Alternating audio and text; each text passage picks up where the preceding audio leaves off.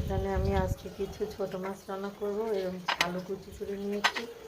তো আমি এটা হলুদ মরিচ লবণ দিয়ে মেখে সুন্দর করে এটা আমি তেলে ভাজবো। এই জন্য আমি মশলাটা মাখিয়ে নিচ্ছি এবং পরিমাণ মতো দিতে হবে 1/2 চামচ করে।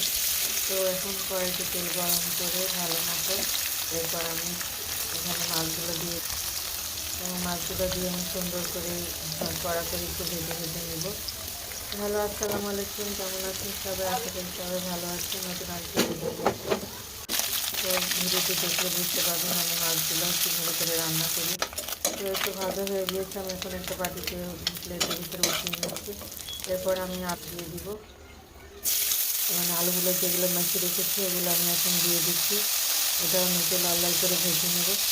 সুন্দর করে ভাজা হয়ে গেলে তারপর আমি এর ভিতরে পেঁয়াজ কুচি, রসুন কুচি, কাঁচামরিচ দিয়ে সুন্দর করে লাল করে ভেজে মানে এটা আমি ভিতরে দিয়ে দেবো।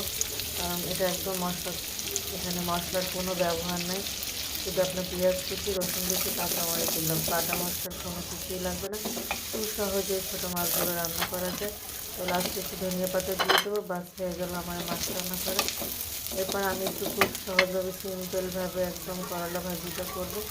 তো করলাগুলো এরকম চিংড়ি মাছ দিয়ে কাঁচামরিচ কুচি, তারপরে আপনার মানে 2-3টা কাঁচামরিচ, তারপরে আপনার পেঁয়াজ কুচি, এখানে কোনো রসুন কুচি নেই। তো করলাটা এরকম হালকা করে একটু লাল লাল করে ভেজে নিব। তো আমি সিম্পলভাবে করলাগুলো একদম ফ্রেশ করলাগুলো মানে খেতে ভীষণ ভালো লাগে। গরমে দিনে তো ভালোই লাগে, শীতের দিনেও আপনার করলা খেতে আমার তো প্রায় রান্না করে থাকি করলাগুলো। তো এটা একদম সহজভাবে রান্না, আমার রান্নাগুলো হয়ে গেছে। ভিডিওটি কেমন লাগলো, ভালো লাগলে সাবস্ক্রাইব করে রাখবেন পেজটা। আল্লাহ হাফেজ।